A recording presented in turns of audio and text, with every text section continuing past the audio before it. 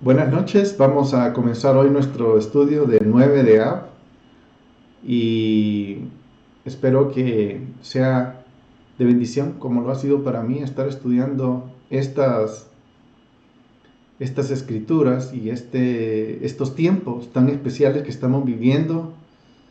eh, ha sido especial y vamos a comenzar. Primero quiero comenzar hablando acerca de lo que estuvimos viendo la semana pasada. eh, del video Cómo se hace un becerro de oro, ¿verdad?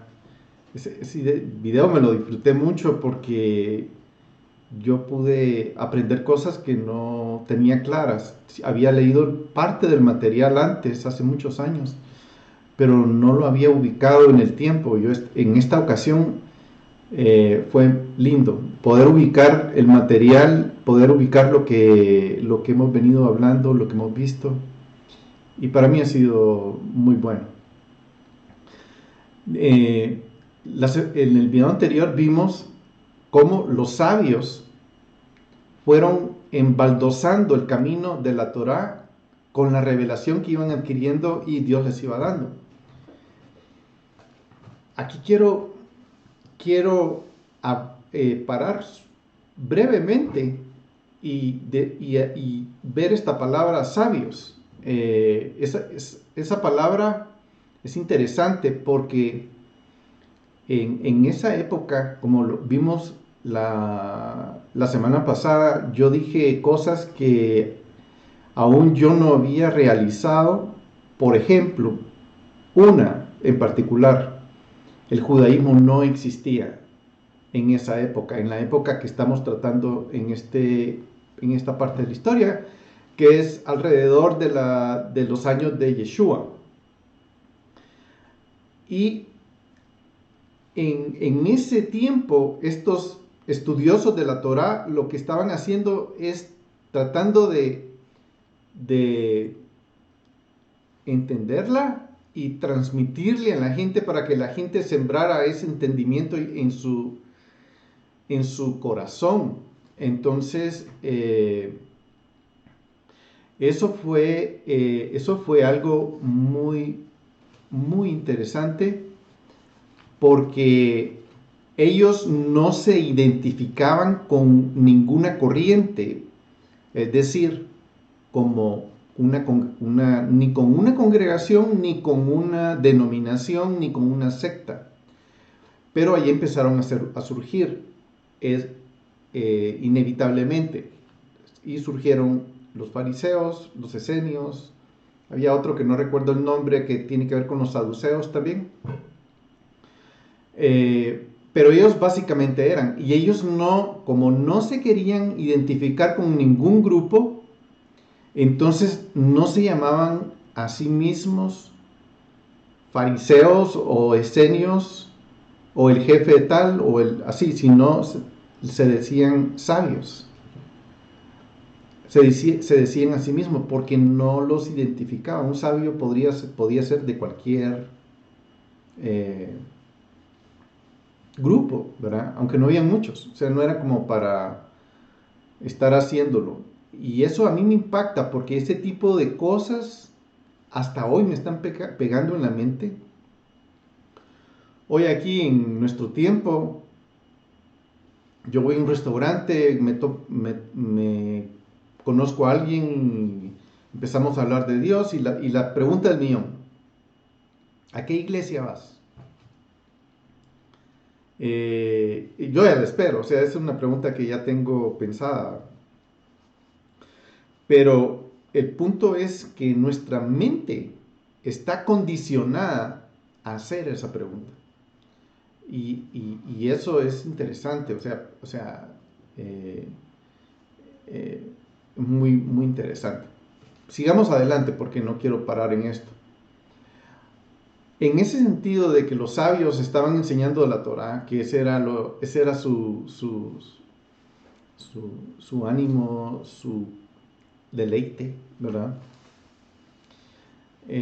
Vimos de Joseph Ben Joser, de Joshua ben Paharía, Simeón ben Shetach, Shemaya. Ya con Shemaya ya empezamos a detenernos y a hablar un poquito más, porque en la época de Shemaya estaba Abtalión también, ¿verdad? Hablamos de Abtalión en la semana pasada. Ese particular me llamó mucho la atención, ese personaje, porque Abtalión no era judío originalmente. Él era gentil, y me impresionó mucho que ese gentil es considerado como uno de los abots del judaísmo, porque aquí, acuérdense, aquí se está estableciendo ese fundamento, se está poniendo el embaldosado, ¿verdad?, del entendimiento, pero no para este grupo de gente, y ese grupo de gente está contribuyendo, y después de Yeshua, aún después, porque todavía después de la destrucción del templo, todavía no estaba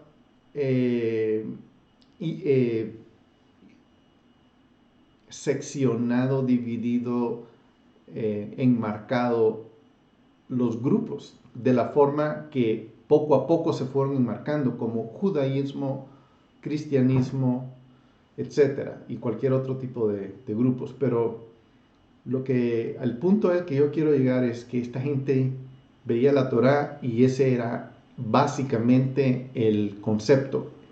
Tanto todos estos abots como Shammai, Hillel, como también todos los apóstoles. Puedo ahora leer el Nuevo Testamento y puedo ver la misma tendencia.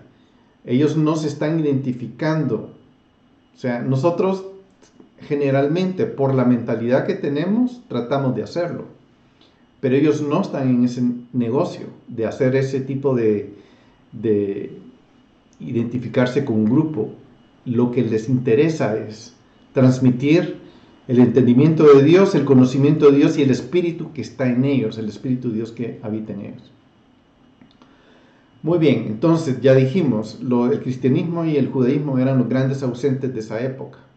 Pero ellos, estos personajes, fueron tejiendo toda esa base que hoy nosotros tomamos como la base. Tal vez no todo en el lado de este lado del mundo, a los que hemos sido influenciados por el cristianismo, tal vez no todo, pero mucho sí, ¿verdad? Era una base, por ahí se comenzó. Y la otra parte es que vimos las posibles conexiones que había entre Hillel, Yeshua, Gamaliel y Saulo, y entre ellos, y el desarrollo de la casa de Hillel con los aportes de Yeshua. O sea, todo lo que Yeshua hablaba tenía que ver con lo que Hillel hablaba, y eso era genial, ¿verdad? Porque todo eso fue estableciendo esa relación entre ellos, ¿verdad? Muy bien, hoy vamos a empezar viendo acerca del Levítico 23, las fiestas, que es lo que este año hemos empezado a ver, las fiestas, y básicamente son Pascua, Shavuot, y trompetas, expiación, tabernáculos, ¿verdad? Entonces, hemos venido desde la Pascua, panes sin levadura y primicias, vimos todo eso este año, y después vimos lo de Shavuot, y ahora vamos a ver estas 12, la 2 y la 3, entre Shavuot y trompetas. Eso es lo que ahora nos toca ver, ¿verdad? Y es importante que esta es la base que nosotros tenemos en Levítico 23, ¿verdad? Que es la parte santa. En Levítico 23 describe varias partes santas, por ejemplo, la santidad del lugar, el tabernáculo, la santidad de las personas, los sacerdotes, y también la santidad del tiempo. En la santidad del tiempo nosotros no somos muy diestros en eso, de este lado nuevamente. Ahora ya somos mucho mejor, hemos evolucionado y ahí vamos. Pero Levítico 23 habla de la santidad del tiempo, ¿verdad? Que eso es lo que hoy vamos a estar viendo, que es el tiempo entre Shavuot y el tiempo entre trompetas, expiación y tabernáculos, ¿verdad? Así que en esta parte es donde vamos a... Quiero ajustar un poquito aquí la pantalla porque ya... Vamos a ver. En esta parte vamos a... Ahí está. Vamos a centrarnos hoy. De hecho, ya empezamos a centrarnos en esta parte.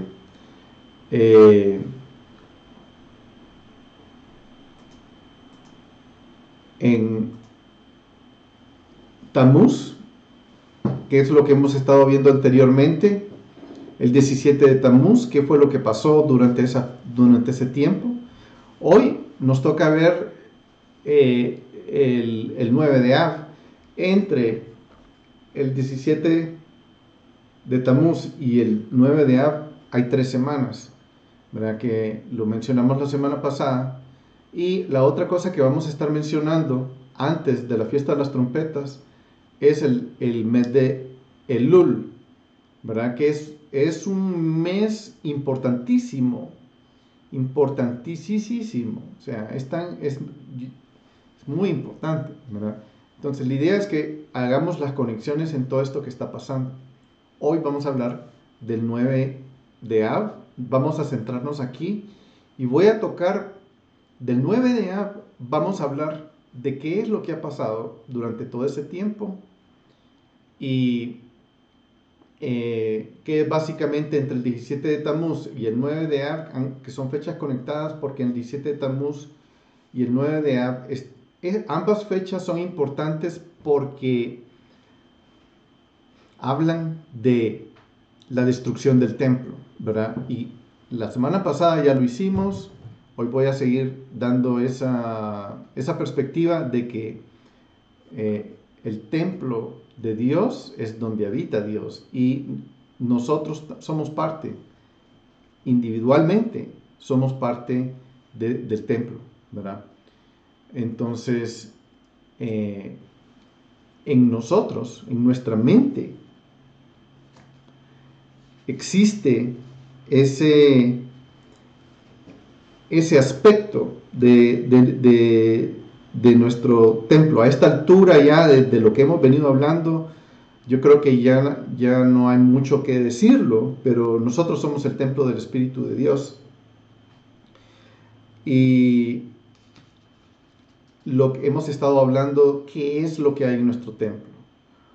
¿Qué es lo que ha habido en el templo en el templo de Dios? ¿Y qué es lo que hay en nuestro templo? Y hoy vamos a examinar eso.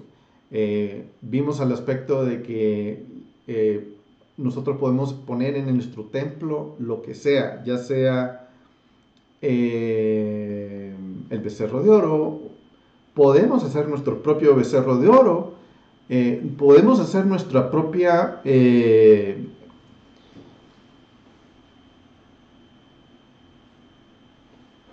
teología, doctrinas, mandamientos que nosotros nos impongamos.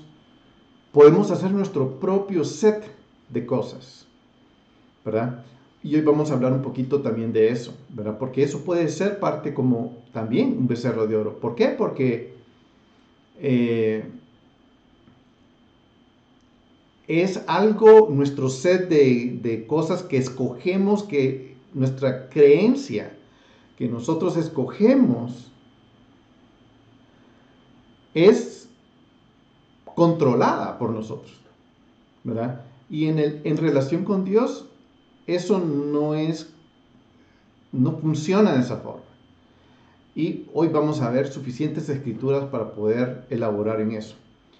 Lo que yo quiero es que sepamos que estamos en una lucha, ¿verdad? Ya vimos, según Efesios 6:12, que nuestra lucha no es contra carne ni sangre, ni contra principados, ni contra potestades, sino es contra las potestades de este mundo de tinieblas, contra las huestes de maldad en en las regiones celestes. Y esa parte del templo es la que nosotros hoy estamos constantemente luchando, en la que nosotros estamos constantemente luchando. Satanás está haciendo una lucha por tomar propiedad de nuestra mente. Y eso es, particularmente en estos días, está pasando de formas que ustedes ya me imagino que habrán de sospecharse, ¿verdad? Y nuestro templo está siendo atacado, ¿verdad? Y aquí quiero sacar esta escritura que dice, por consiguiente, hermanos, en Romanos 12, os ruego por la misericordia de Dios que presentéis vuestros cuerpos como sacrificio vivo, santo, aceptable a Dios, que es vuestro culto racional.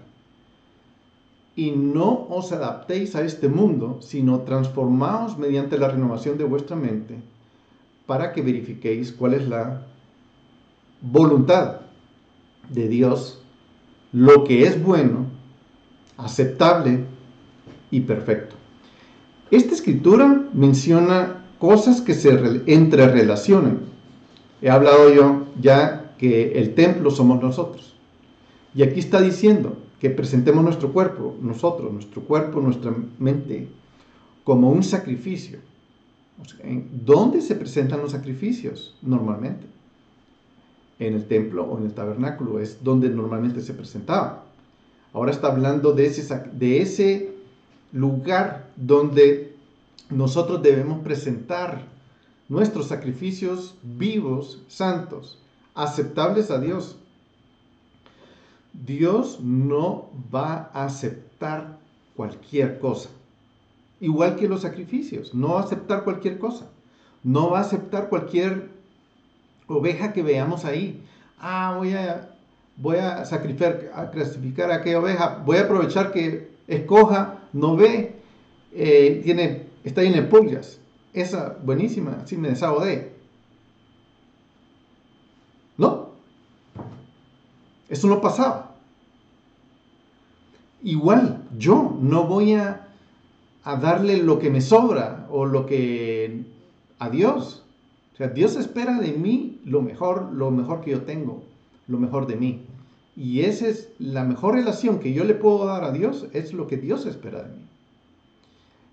Y Él me está diciendo que me acerque y que le dé lo que es aceptable a Él. Y me dice que no me fije en este mundo. Y yo veo que vamos como cangrejo caminando para atrás, porque lejos de separarme del mundo, nos estamos acercando más al mundo. O sea, yo estoy hablando, no quiero mencionar, yo trato de no hacer eso, pero no quiero mencionar grupos, pero yo veo, me interesa ver qué está pasando, los mensajes que se oyen en el internet acerca de Dios. Y veo muchas congregaciones que se están yendo por el camino del mundo. Por ejemplo, hay un famoso recurso que da mucho entendimiento y conocimiento para el hombre actual. Me imagino que ustedes lo han oído, se llama TED Talk. Se oye mucho más en inglés, yo creo que en español ya está empezando a sonar.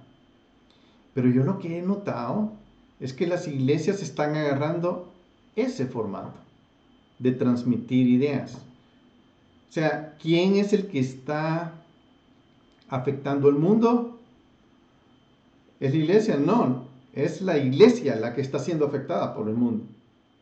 Y el mensaje que ellos dan es un mensaje humano, y no es malo. Algunas veces, tal vez no, pero no es algo que que uno pueda decir eh, es mal lo que están haciendo ahí. No, generalmente son buenas ideas, buenos mensajes. Pero el punto es que Dios nos está diciendo que no nos conformemos a este mundo, sino que comprobemos, que verifiquemos cuál es la voluntad de Dios. Ahora, en ese punto yo quisiera enfatizar hoy, porque esto está sumamente relacionado con el templo, con los sacerdotes y con lo que Dios demanda, acepta. Él quiere que vayamos al templo y que tengamos relación con Él de una forma aceptable para Él. No como a mí me parece, sino como a Él le parece. Y esa es la parte que creo que no debemos descuidar. No hacerlo conforme a como el mundo lo hace. Muy bien, ¿qué es lo que pasa en el templo? ¿Verdad? ¿Qué es lo que está pasando en el templo? ¿O qué es lo que debe estar pasando en el templo? ¿Verdad? Esa es una muy buena pregunta. Solo me voy a apartar yo del dibujito, pero creo que voy a tener que regresar después. Pero, ¿qué es lo que Dios está haciendo? ¿Qué es lo que debe estar pasando en el templo? Primero, es un lugar donde yo conozco a Dios. Ahora, obviamente no estoy hablando de un templo físico, sino en nuestro templo. ¿Cómo es que nosotros debemos tener esa relación con Dios? ¿Verdad?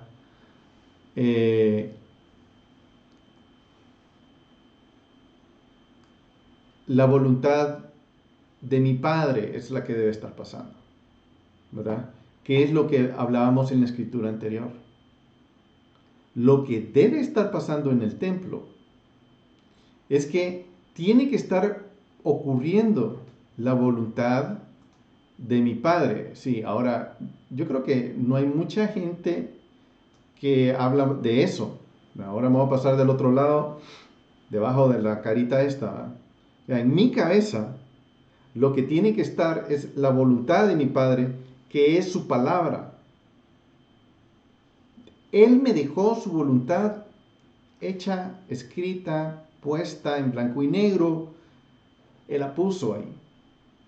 Entonces, ¿qué es lo que debe de estar pasando en mi templo?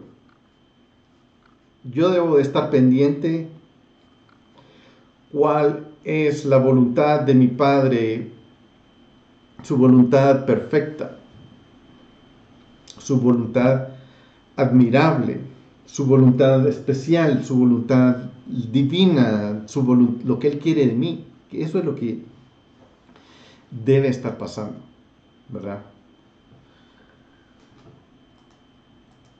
Muy bien. En nuestro cuerpo, aquí otra vez voy a tener que hacer un ajuste porque veo que no sale bien, pero mientras hago eso, quiero decirles que la voluntad del Padre lo que hace es construir en mí una base, un fundamento. Y yo debo de tener una base. Lo que mi Padre quiere que yo tenga es un fundamento. Y por eso es que hablamos de Shammai, de Hillel, de Abtalión, de Shemaya, etcétera, de todas estas grandes personas que de alguna manera afectaron nuestro entendimiento hasta hoy. Ellos nos dieron mucho. Es de nosotros que nosotros construyamos ese entendimiento en nuestro templo, en nuestro propio templo. Pero esta es una labor individual, como lo vamos a ver que va a ir sucediendo. Y eso es lo que vamos a ver. Vamos a empezar con el Salmo 40, versículo 7, que dice: entonces dije, he aquí vengo, en el rollo del libro está escrito de mí. Me deleito en hacer tu voluntad. Dios mío, tu rollo está dentro de mi corazón. Aquí viene y dice, he aquí vengo. En el rollo del libro está escrito de mí. Me deleito en hacer tu voluntad. Tu rollo está dentro de mí. Tu libro está dentro de mí.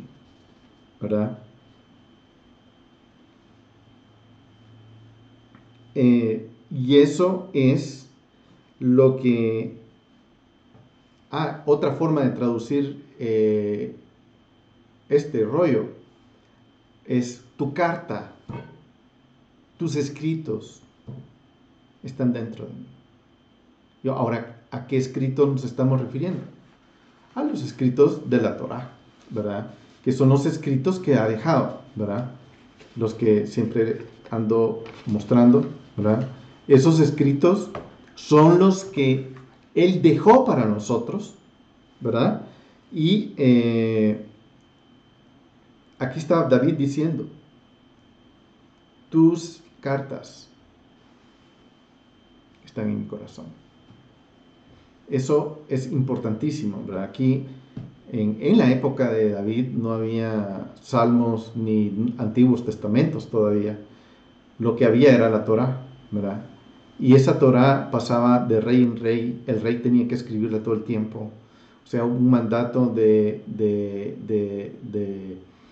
hacia el rey, un mandamiento de Dios para el rey o los reyes, era que escribieran la Torá. Yo creo que David tuvo esa intimidad con Dios porque esas son las cartas que Dios dejó para nosotros. Entonces, esa es una forma de ir conociendo la voluntad de nuestro Padre, ¿verdad? Lucas 22, versículo 42, dice, Padre, aquí está, si es tu voluntad, aparta de mí esta copa, pero no se haga mi voluntad, sino la tuya. Aquí está Yeshua diciendo, Padre, es tu voluntad. Yo estoy interesado por tu voluntad. Por eso dice en Romanos, lo repito, que comprobemos cuál es la voluntad de Dios, aceptable, agradable y perfecta. Eso ya está. Ya está. Yeshua lo sabía, David lo sabía, los profetas lo sabían cuál era la voluntad de Dios. ¿Por qué? Porque estaba escrito. Eso es lo que él dejó su voluntad escrita, ¿verdad? Entonces, vamos a leer otra escritura, Juan 6, versículo 38, y dice, ¿y su palabra no la tenéis morando en vosotros? Porque no creéis en aquel que Él envió. Aquí está diciendo Jesús, tu palabra ustedes no la tienen morando, ustedes no tienen esa palabra. ¿Por qué? Porque no tienen esa palabra de Dios. Porque no creéis en Él, punto. Eso es todo, porque no creéis en Él. Veamos, de estas escrituras hay un montón, estoy agarrando solo unas cuantas, solo para ir precisamente viendo cómo es esa relación de ir conociendo la voluntad de Dios. La voluntad de Dios se conoce cuando nosotros conocemos cuáles son sus deseos. ¿Y cómo conocemos cuáles son sus deseos? Porque nos vamos a sus escrituras y vamos a ver cuáles son sus deseos. Así de sencillo, ¿verdad? Entonces queremos de Dios, sí, yo quiero saber más de Él, entonces voy y conozco cuál es su voluntad santa, agradable y perfecta, ¿verdad? Juan 5:30 dice, yo no puedo hacer nada por iniciativa mía, dices, como oigo, juzgo, y mi juicio es justo porque no busco mi voluntad, sino la voluntad del que me envió. O sea, Dios no me puso a mí aquí a juzgar. Él ya juzgó. O sea, veo, ¿a Dios le gusta eso? Sí. No lo hago yo porque a Dios no le gusta, ¿verdad? Y hay personas que lo hacen y digo, uy, qué mal, pues, pero ¿qué? ¿Verdad? Pero el punto es que el juicio ya está hecho, no es que yo vengo a juzgar, sino viene Dios. Pero para eso tengo que saber cuál es su voluntad y dejar mi iniciativa a un lado. La iniciativa de Dios es aparte, la iniciativa mía individual es aparte, la de Dios es la que yo tengo que buscar, básicamente. Juan 5:10, venga tu reino, hágase, no, este no es 5, este es 6:10, no está equivocado ahí, es Juan 6:10, venga tu reino, hágase tu voluntad, así en la tierra como en el cielo. Esta es una frase que todos conocemos de niño, ¿verdad? Pero es el punto.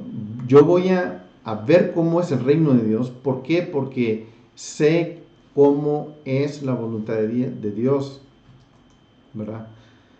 Muy bien. Marcos 3:35. Cualquiera que hace la voluntad de Dios, ese es mi hermano y hermana y madre. Aquí está Yeshua diciendo, el que haga la voluntad de Dios es mi hermano, mi hermana y madre, ¿verdad? Porque ese es el punto. Tanto Shammai, tanto Hillel, todos están buscando eso, hacer la voluntad del Padre. Yeshua igual. Ese es el punto. O sea, yo tengo que ir a ver cuál es esa voluntad, ¿verdad? Y yo les animo a que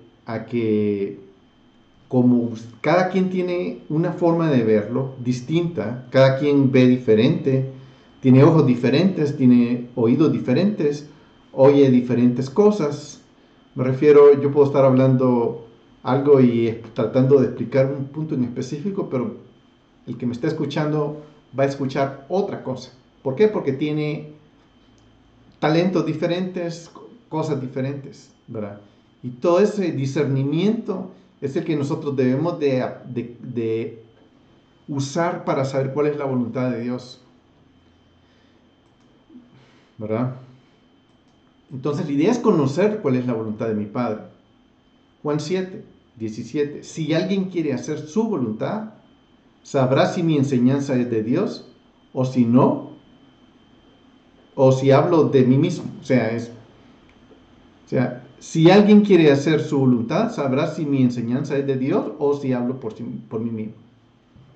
Ok, esta frase es interesante porque en la época de Yeshua, la palabra de Dios no estaba monopolizada, como nunca lo ha estado, ¿verdad?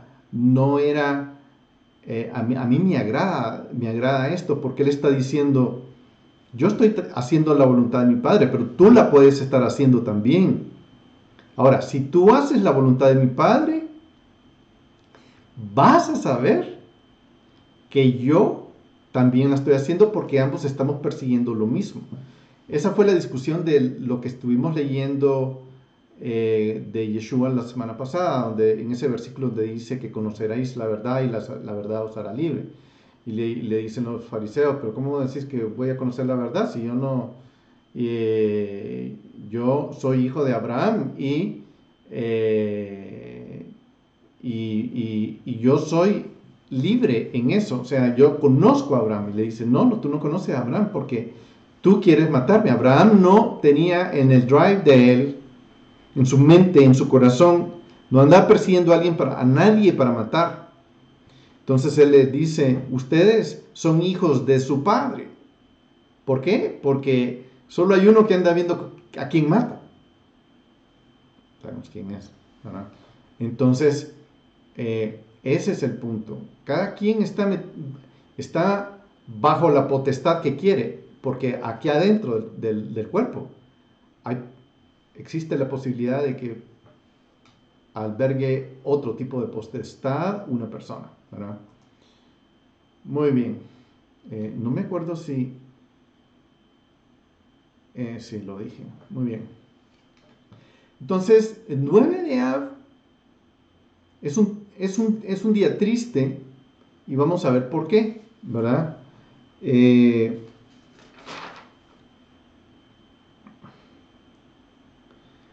Ya dijimos que el 9 de Av es un tiempo donde se destruyeron los templos, pero estuvimos viendo aquí en toda esta exposición de hacer la voluntad de Dios, es precisamente, o sea, todo lo que yo estaba hablando anteriormente, antes de llegar al punto otra vez del 9 de Av, que es donde vamos a ver la conmemoración de la destrucción del templo, todo eso, lo que estábamos hablando es cómo construir nuestro templo, cómo construir nuestro fundamento. Entonces yo voy a buscar cuál es la voluntad de mi Padre. Y mi padre no es mi pastor, mi padre no es mi sacerdote, mi padre no es mi predicador favorito. Él no es mi padre. Dios quiera que esos caballeros líderes nos estén dirigiendo a Dios para que nosotros encontremos eso. Ese es el punto, que nosotros encontremos cuál es la voluntad de Dios para nosotros. Ahora, yo no voy a encontrar la voluntad de Dios y, sí, la voluntad de Dios para mí es que yo voy a escribir libros y, mm, mm, y voy a manejar, voy a agarrar mi carro, me voy a ir hacia Norteamérica, voy a ir parando por las ciudades y voy a ir predicando lo lindo que es Dios. Y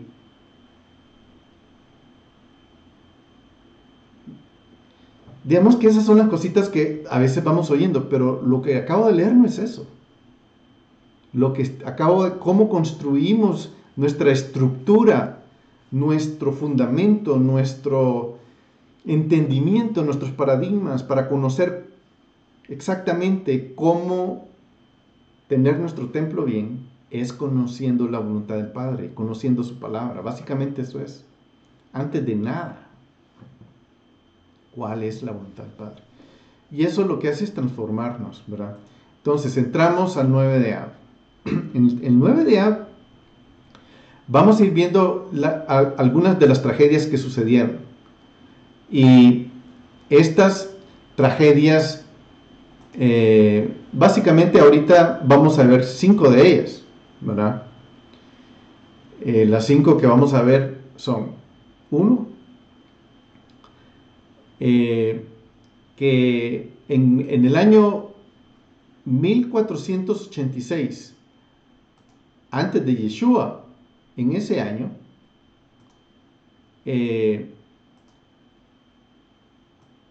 pasó este evento lamentable y lo que se conoce como el pecado de los espías, ¿verdad?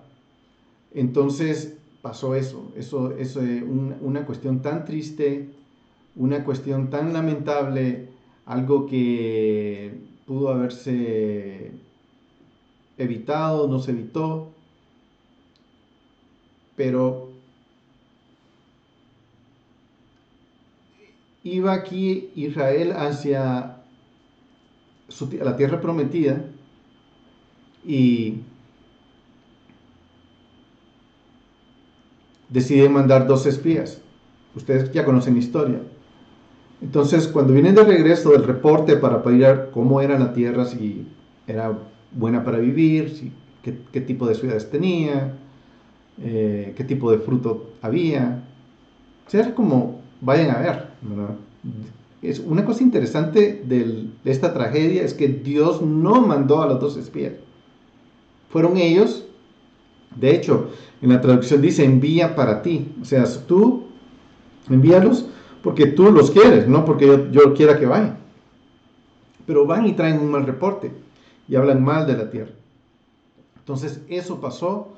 Eso fue la primera cuestión triste que sucedió en esa época, ¿verdad? El 9 de Ab. Este es uno de las cosas más grandes. O sea, el becerro de oro es uno, este punto es otro. Este les costó 38 años superar este pequeño error, porque Dios los mandó a estar en el desierto 40 años después de haber ido 40 días a visitar la tierra y a ver cómo era, y traer un reporte, trajeron un pésimo reporte, mal reporte, y sabemos cuál es la historia, pero esa es la primera gran triste evento que sucedió, ¿verdad? El segundo, que el templo, el primer templo, fue destruido en el mismo día, ¿verdad? En el año 423 antes de Yeshua. El primer templo fue destruido, el templo de Salomón, ¿verdad? En el año 70 después de Cristo, el segundo templo fue destruido por Tito y el ejército romano. Destruyeron este templo de Herodes. Ese es el otro gran triste evento que sucedió. De ahí el siguiente, el tercer evento fue, aquí estoy como describiendo cuáles son tradicionalmente estos eventos tristes que han sucedido en esta historia. La ciudad de Betar, que era la final fortaleza de David, donde estaba Simón Bar Kokhba, cayó y este fue el último juicio por la independencia israelí. O sea, aquí fue lo último que los romanos fueron conquistando para que se fueran desalojando los judíos de la tierra de Israel. Y finalmente, en el año siguiente, después de eso, el 9 de Ab, el año 136, los romanos araron sobre el monte del templo. O sea, ya habían destruido el templo. Habían destruido todo. O sea, lo habían hecho pedacitos.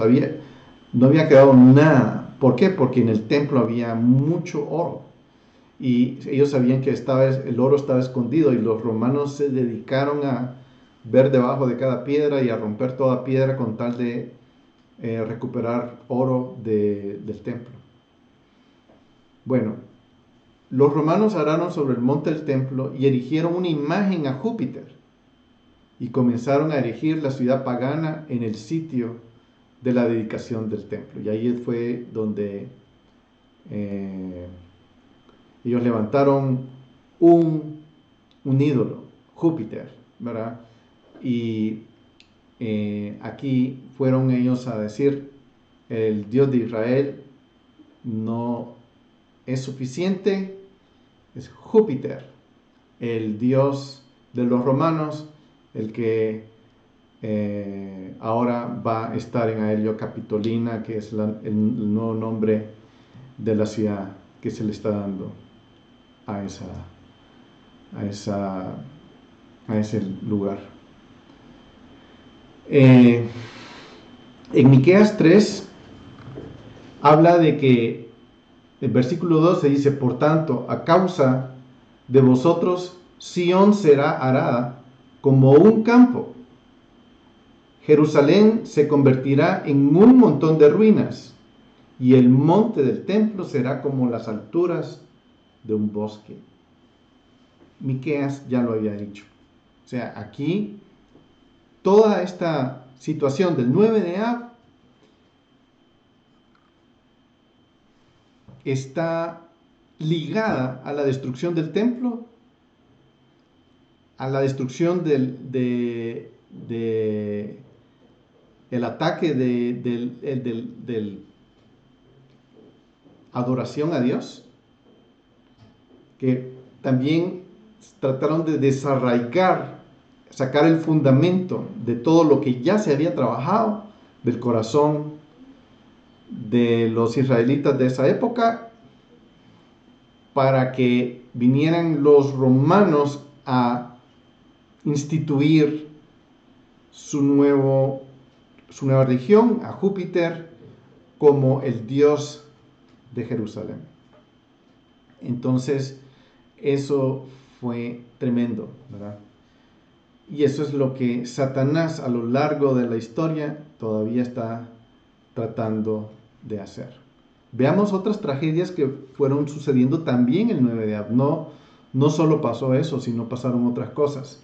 Por ejemplo, en el año 1096, las primeras cruzadas cristianas romanas comenzaron a perseguir y atacar a los judíos, ¿verdad? El 9 de Ab. En el año 1290, los judíos fueron expulsados de Inglaterra. Aquí ya empieza una persecución global acerca de toda esta gente que dice conocer a Dios, y hay una persecución, ¿verdad? Que no ha terminado, hasta la fecha sigue. En el año 1306, los judíos fueron expulsados de Francia, también el 9 de Ab, ¿verdad? En 1492, los judíos fueron expulsados de España, ¿verdad? Una tragedia tremenda. Ahí fue donde se inició la Santa Inquisición, que es una de las persecuciones más malévolas perpetuadas por la Iglesia católica, ¿verdad? Cristiana, ¿verdad? De la época. Fueron ellos los que, a manos de ellos fue esa persecución. En 1648, en Chemelniki, comenzó una revuelta, un líder cosaco de la revuelta campesina contra el dominio polaco de Ucrania. En 1648 ejecutó la masacre de decenas de miles de judíos polacos. En el 1914 Alemania declaró la guerra a Rusia, iniciando la Primera Guerra Mundial. O sea, todas estas épocas son duras. Precisamente la Primera Guerra Mundial también tiene la idea de que también ahí fue donde la segunda fue una secuela de la primera, ¿verdad? Y ustedes conocen la historia de qué fue lo que pasó en la Primera y Segunda Guerra Mundial. En 1942, el 9 de Ab, salieron los primeros vagones de ganado con judíos de Varsovia deportados a Treblinka desde el gueto de Varsovia. Eso fue el jueves 23 de julio de 1942. Todas estas cosas son las que han estado sucediendo, y ha sido, por eso es que se conoce este tiempo del 9 de Ab como un día triste, un día de tragedia, un día de ayuno, donde los israelitas buscan el favor de Dios para que no sigan sucediendo este tipo de tragedias. Muy bien. En 1994, los 21 fragmentos del cometa Shoemaker-Levy bombardearon el planeta Júpiter el 16 de julio de 1994. Bueno, ustedes dirán, ¿y eso qué tiene que ver? ¿Verdad? Sucedió el 9 de Ab, pero vamos a ver unos detalles ahí interesantísimos, ¿verdad? Y uno más, en el año 2005, hace 14 años atrás, Ariel Sharon, primer ministro de Israel, ordena a los asentamientos de Gush Katif en Gaza que fueran evacuados y entregados las tierras. Eso fue el 15 de agosto del 2005. Y yo quiero hablar un poquito de estas dos últimas, porque pareciera que ahí hay algo interesante. Primero veamos este evento del cometa Shoemaker-Levy 9. Mira, interesante que es 9, ¿no? ¿Qué pasó? Muy bien. Ese día, el 9 de Av, el 9 de Av, en 1994, sucedió esta colisión. Es la única colisión observada entre un planeta y otro cuerpo solar, particularmente y menos que se haya dado, o sea, en el día de 9 de Av, en un Shabbat. O sea, no solo, o sea, fue el 9 de Av, pasó en un Shabbat. El cometa Shoemaker-Levy 9 colisionó con la superficie del planeta Júpiter, conocido en hebreo como el Tzedek, el justo, el 17 de julio de 1994. Bueno, aquí vamos a ver unas cosas interesantes, porque para los judíos el planeta Júpiter es el mayor de los planetas y ellos lo conocen como el planeta, le llaman el planeta rey, el planeta Tzedek, el justo, ¿verdad? Me llama la atención de las personas que descubrieron tienen nombres hebreos, que descubrieron ese cometa. Fueron 20. Ese cometa se acercó a Júpiter y en el momento en que se iba acercando se fraccionó en 21 partes y colisionó con Júpiter, y según los científicos pudieron detectar las explosiones que hubo ahí, fueron como 300 millones más fuertes que la bomba nuclear que en Hiroshima, ¿verdad? O sea, fue un golpe duro hacia el planeta Júpiter, ¿verdad?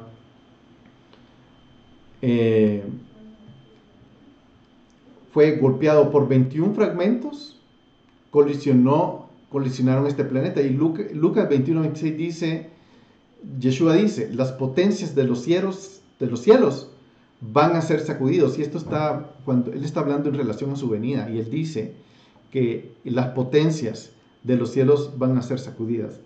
Digamos que a nosotros no nos afectó en nada, no movió una mosca aquí en la Tierra, pero para Júpiter sí fue algo catastrófico, en el sentido, ahí se sintió ese golpe fuertísimo.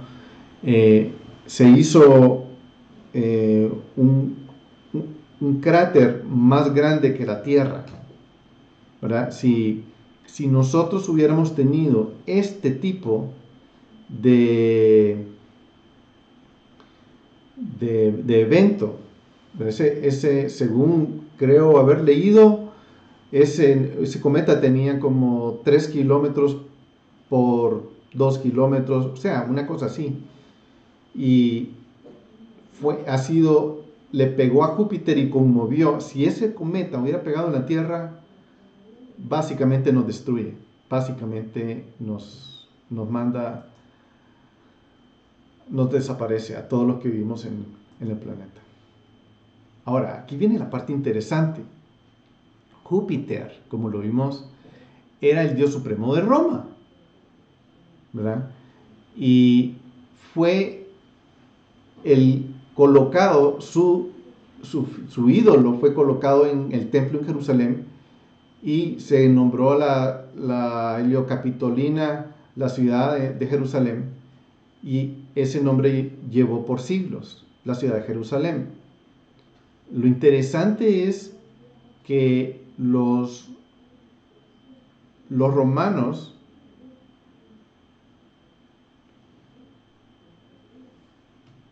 tenían como Dios supremo a Júpiter. Ellos ocasionaron lo del templo el 9 de Av, y el 9 de Av ocurrió esta colisión. ¿Es coincidencia? No. Shoemaker y Levy, apellidos judíos. ¿Coincidencia? No. No ha sido coincidencia. Otro detalle interesante de esto es que Júpiter también era conocido como Marduk para los babilonios. Fue el gran dios del zoroastrismo y la religión de Nabucodonosor, quien hizo quemar el primer templo. ¿Ven la conexión? Nos está dando Dios un mensaje acerca de esto. Es simbólico que Roma y Babilonia, que tenían a Júpiter y a Marduk como su dios, y la representación de Júpiter como ese dios, ambos, Roma y Babilonia, destruyeron el primer y segundo templo. El 9 de Av, ambos. Y aquí está Dios dando una demostración de su poder con el planeta Júpiter. ¿Estás saldando cuentas? No sabemos. Esta parte me llamó mucho la atención. Primero que Shoemaker y Levy, apellidos judíos. ¿Verdad? Levy, un sacerdote. Levy tiene que ver con el templo. Shoemaker con zapatos. Yo me imagino, es humor, ¿será que Dios le está dando un zapatazo a los romanos y babilonios? Un zapatazo divino. ¿Será que Dios está dando un mensaje de que las potencias ya se están estremeciendo y que no se ha olvidado de todo lo que ha sucedido el 9 de Av? Bueno, aquí tengo un satélite. Este satélite se llama el satélite Galileo. El satélite Galileo fue el testigo que vio este evento. O sea, este evento se tomaron videos, se tomaron desde la Tierra. Todos los observatorios espaciales estaban puestos, dirigidos hacia Júpiter, porque se sabía que iba a pasar eso. Y eso iba a ser una gran contribución para poder entender de qué se trata Júpiter, el planeta ese de gas y etcétera. Los científicos estaban muy entusiasmados. Y casualmente el satélite o la sonda Galileo Galilei que fue lanzada, iba a observar Júpiter y iba a seguir más allá en el espacio, estaba en la zona cuando este cometa pegó. Ahora, pero me llama la atención porque el satélite fue testigo de este evento. Pudo hacer mediciones y se pudieron hacer cosas que nunca se hubieran podido hacer si no hubiera estado eso ahí. Le tomó 3 años llegar al satélite a Júpiter y fue una casualidad que estuviera ahí. Pero veamos a Galileo. ¿Saben quién Galileo? Galileo es ese gran científico italiano, astrónomo que estudiaba el Sol, y que él fue el primero que anunció que el Sol era el centro del universo y que todos girábamos alrededor del Sol. No era la Tierra el centro del universo, sino que era el Sol el centro del universo, y él empezó a hacer estos enunciados. La misma iglesia cristiana que inició la Santa Inquisición lo acusaron de hereje y él pasó el resto de su vida en cárcel domiciliaria, ¿verdad? Pero, ¿por qué digo esto? O sea, estoy hablándolo porque el Galileo tenía los datos bien, o sea, sabía que era lo que estaba diciendo, pero eso iba en contra de los religiosos, y los religiosos no querían ceder una gota hacia esa desinformación que ellos decían que él estaba diciendo, ¿no? O sea, y era al revés, los que estaban desinformando a todo el mundo, los que tenían engañados a todo el mundo, era el Papa y la Iglesia, ¿verdad? Entonces, a mí me llama la atención ese pequeño detalle, y vamos a ver otro, ¿verdad?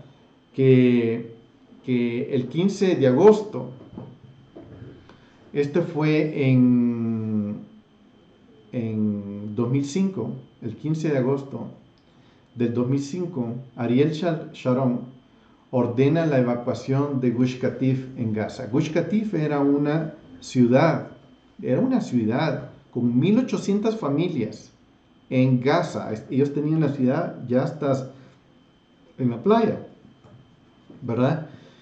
Y era una ciudad pujante, estaba creciendo, era una comunidad grande, tenían sinagoga, tenían todo, ¿verdad? Entonces vino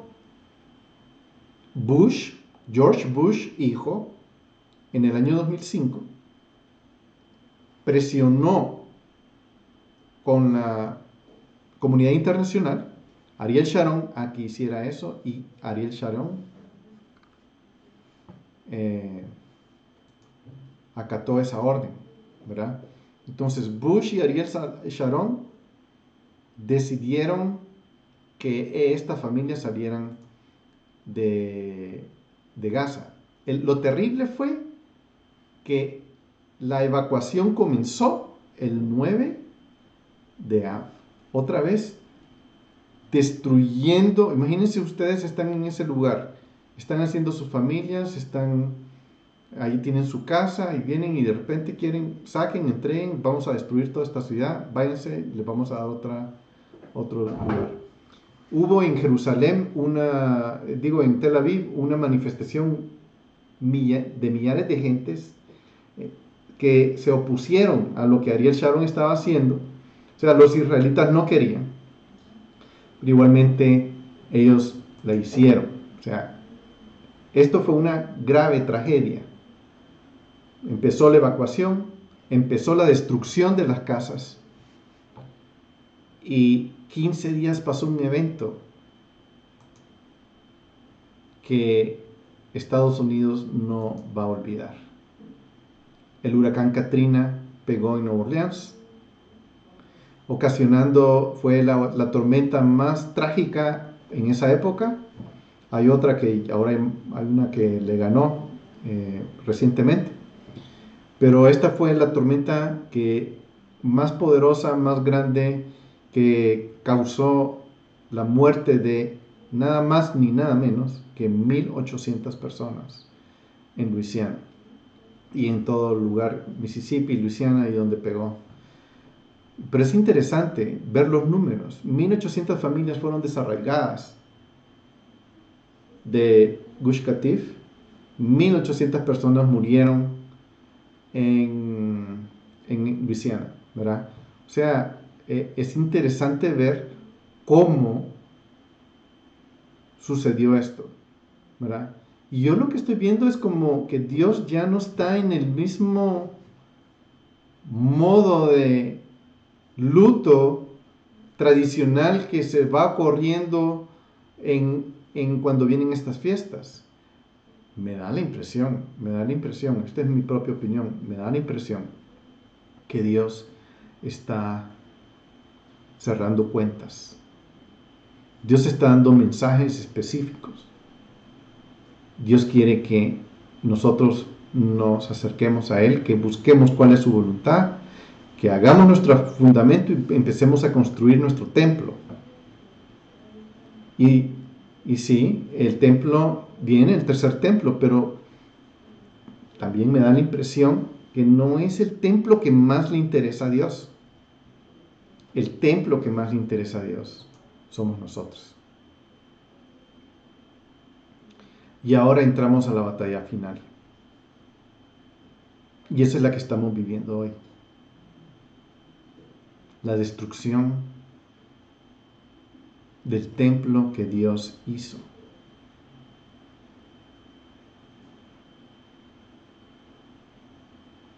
Esta figura me recuerda a cuando andaban persiguiendo a Yeshua mientras lo estaban juzgando y andaban viendo de qué se agarraban para matarlo. Vino alguien y dijo,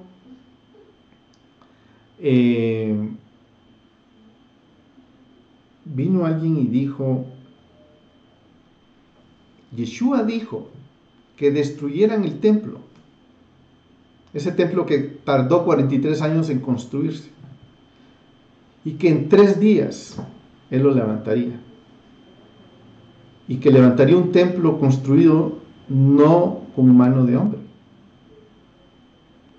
Esa frase fue interesante porque ese fue uno de los argumentos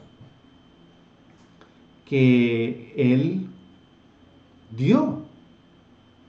Y uno de los argumentos que utilizaron para matarlo, para decirle que él es un hereje, ¿verdad? Igual que usaron a Galileo cuando lo metieron preso porque él estaba diciendo la verdad, ¿verdad? Pero miren qué interesante. Dice, ese templo, destruyen el templo grande de Jerusalén, el templo de Herodes. Y yo lo voy a levantar en 3 días.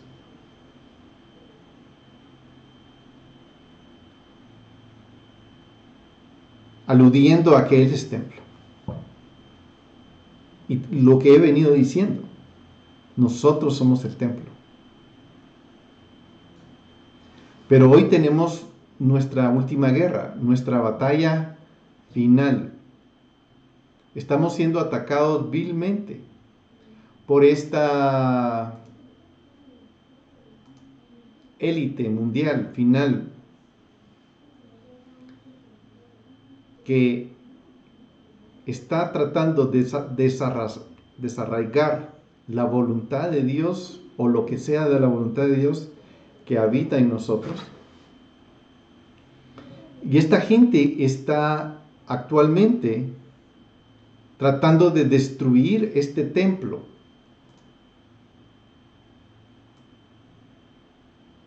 Este templo lo quiere destruir y nos quieren quitar la revelación que Dios nos ha dado a nosotros y nos quieren implantar ideas locas con nuevas cosas. Ustedes ya saben de qué estoy hablando. Nuevas ideologías que van totalmente en contra de la voluntad de Dios, y ellos no dan tregua a eso. A ellos no les interesa si es Dios o no es Dios, no, ellos están simplemente tratando de destruir nuestro culto racional,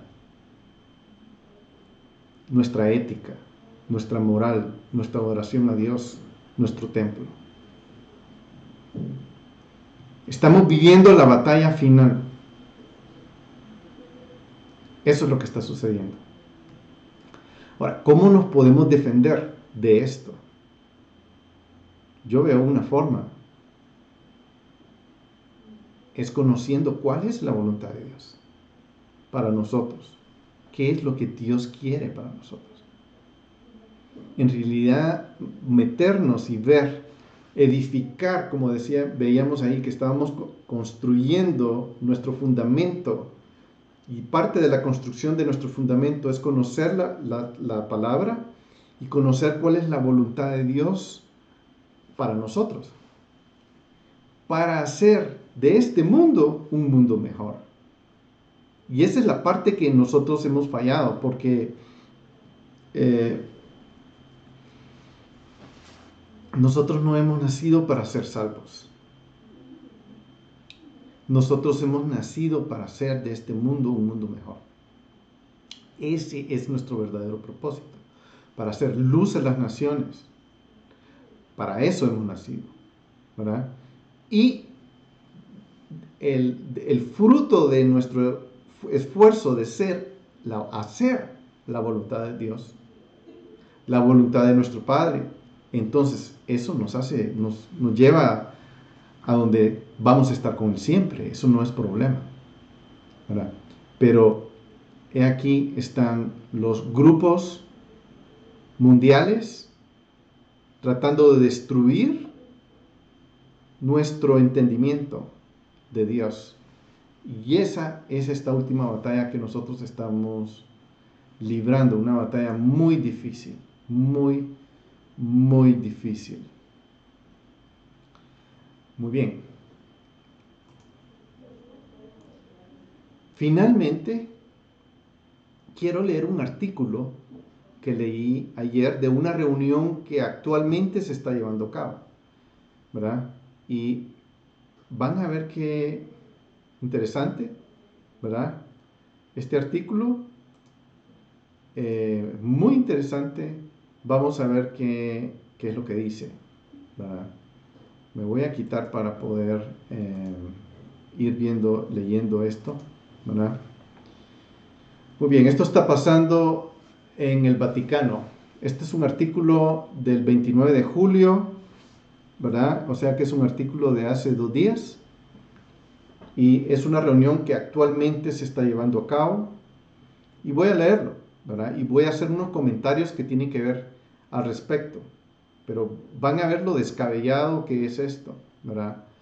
Porque, veamos, dice, líderes del pensamiento global se juntan en el Vaticano para la reunión del Código Transhumano de las Mentes.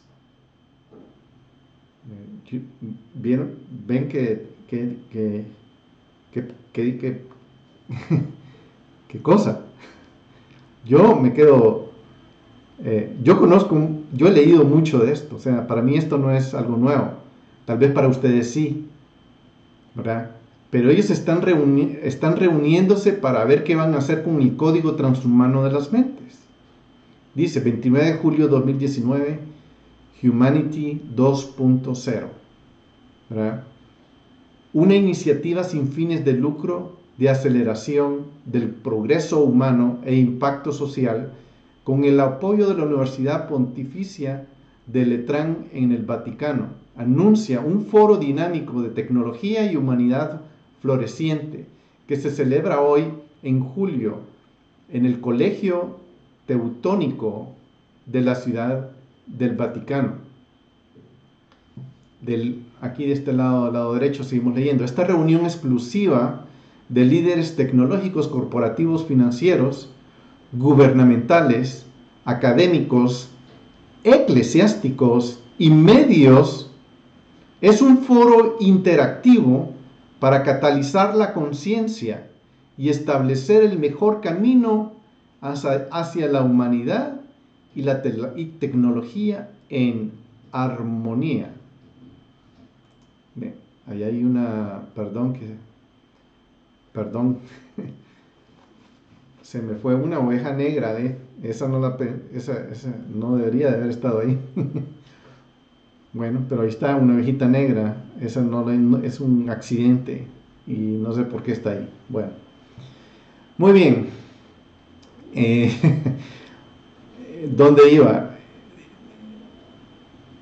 En el párrafo segundo del lado derecho dice, la discusión crítica está dirigida por David Ferguson y Carlos Moreira, autores del nuevo libro más vendido de Transhuman Code, es el libro, y es el código transhuman, y el autor de Humanidad Artificial, Artificial Humanity. el padre Philip Larrey, junto con Matthew Sanders, el CEO de Humanity 2.0. Este foro de expertos, o la reunión del Código Transhumano de las Mentes, se centrará en el tema de estos libros innovadores que invitan a la reflexión del tema. David Ferguson, coautor del Transhuman Code, el Código Transhumano, dice: en esta época, la era de la revolución tecnológica, abogar e innovar es el mayor bien para toda la humanidad. Es fundamental. Voy a quitar este asunto que tengo por aquí. Es fundamental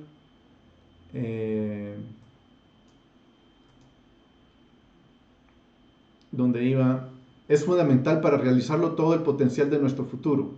Ferguson es el director ejecutivo de fusiones y adquisiciones para el banco de inversión estadounidense Generational Equity y presidente de M&A Advisor. Imagínense, aquí está esta gente reuniéndose para determinar los pasos a seguir en esta nueva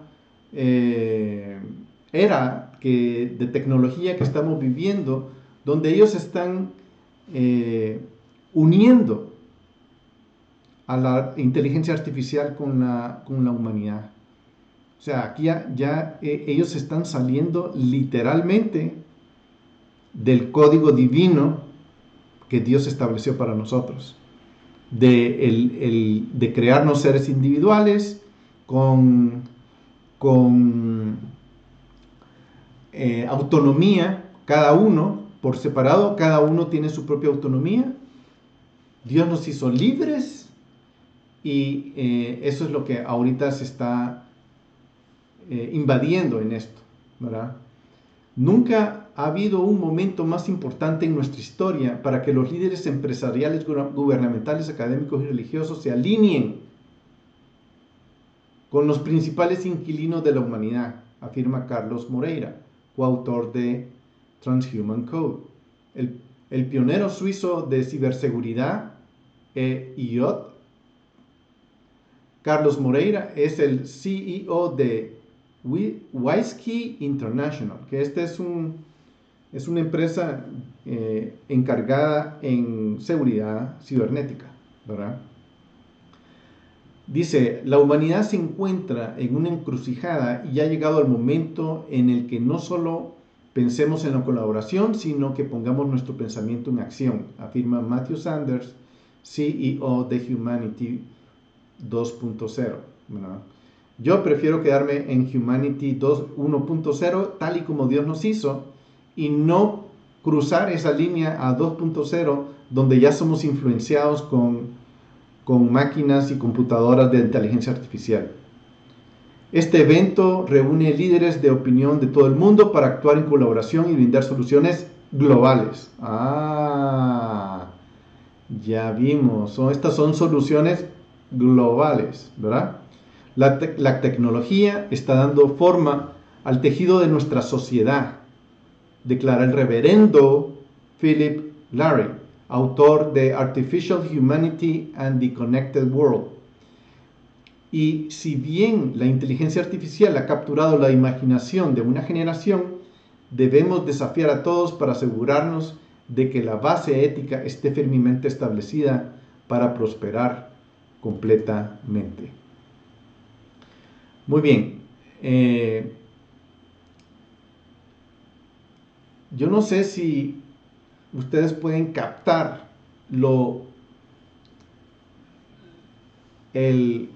la seducción de tecnología que están haciendo, porque prácticamente lo que ellos están haciendo es invadiendo nuestras mentes, literalmente, ¿verdad? Con tecnología quieren conectarnos a un servidor de inteligencia artificial para que administre todos nuestros quehaceres diarios para que nosotros podamos ser armonizados con el mundo y pues demos mejores resultados al medio ambiente y a nuestras sociedades y comunidades, ¿verdad?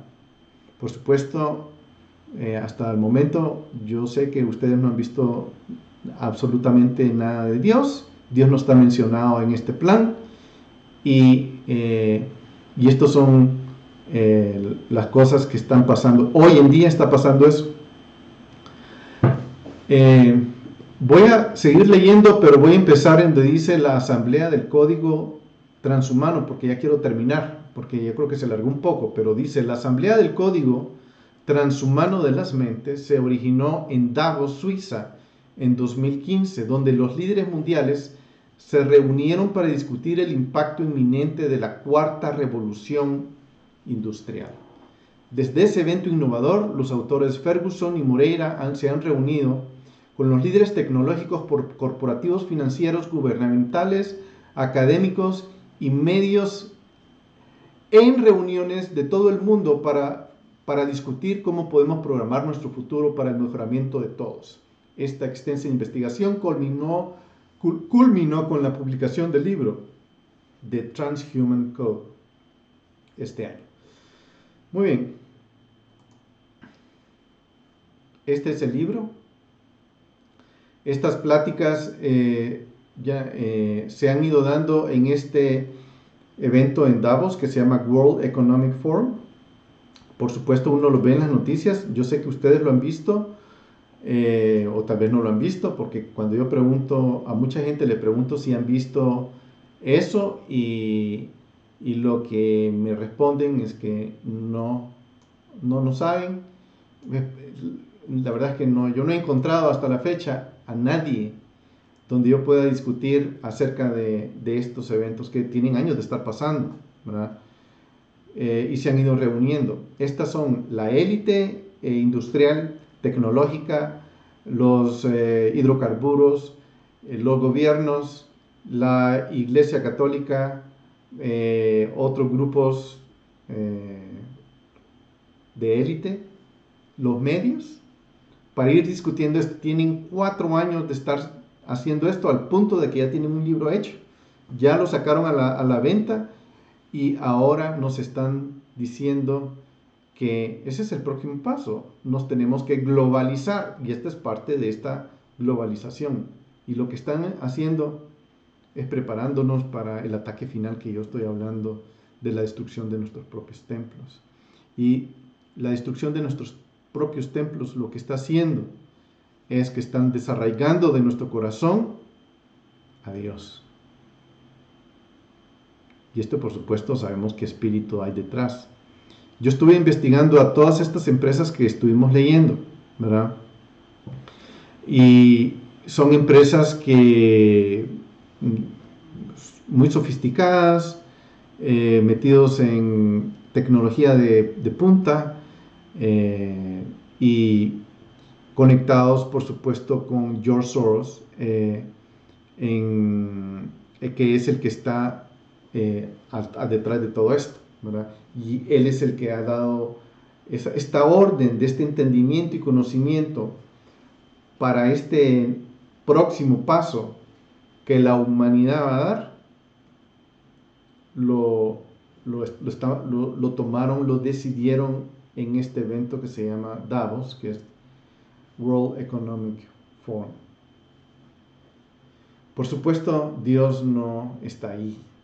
Allí ese no es una cuestión, pero yo lo que quería era que vieran, o sea, ya estamos llegando al 9 de Av, y este es el evento que se está dando, que es el evento final que está destinado para la destrucción y el arraigo, el quitar, el destruir nuestro templo.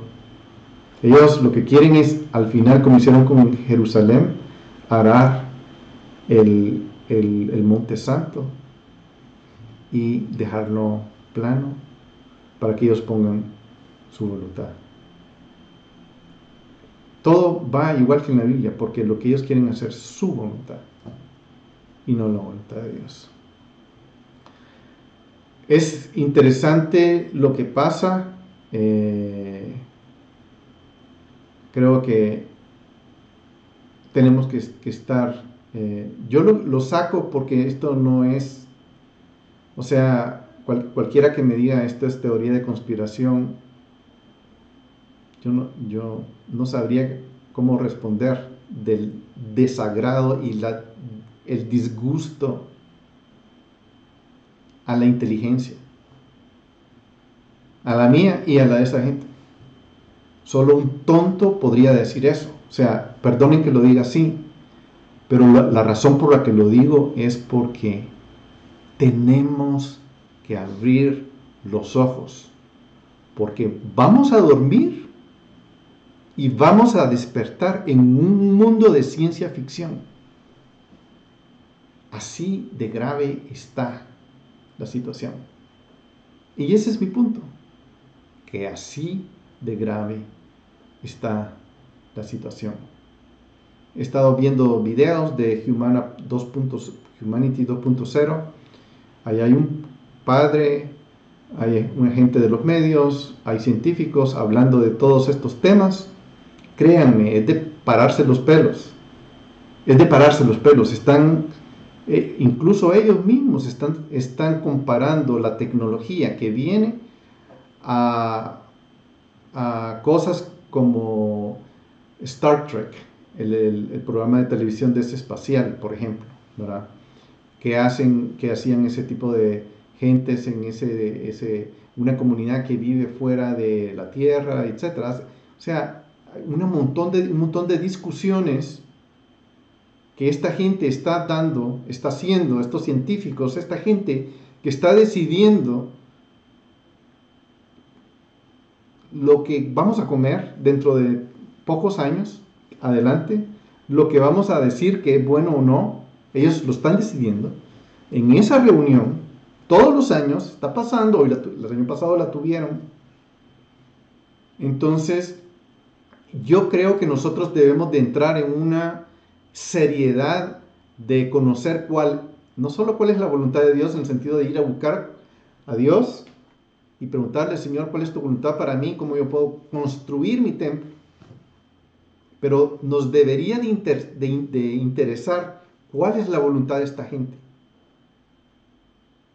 también, porque es exactamente lo mismo, nada más que del lado oscuro, ¿verdad?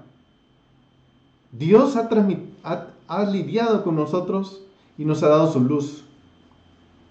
Hoy el anticristo está lidiando con nosotros y nos está dando sus tinieblas. Nos deberíamos de interesar cuál es la voluntad de Dios y cuál es la voluntad de esa, para tener una idea de cómo contribuir a hacer de este mundo un mundo mejor. Los dejo con ese pensamiento. Yo creo que nadie esperó que yo llegara a aterrizar el tema del 9 de Av acá. Pero a mí sí me interesó porque el 9 de Av, yo no quisiera que mi templo fuera destruido. Nos vemos la otra semana.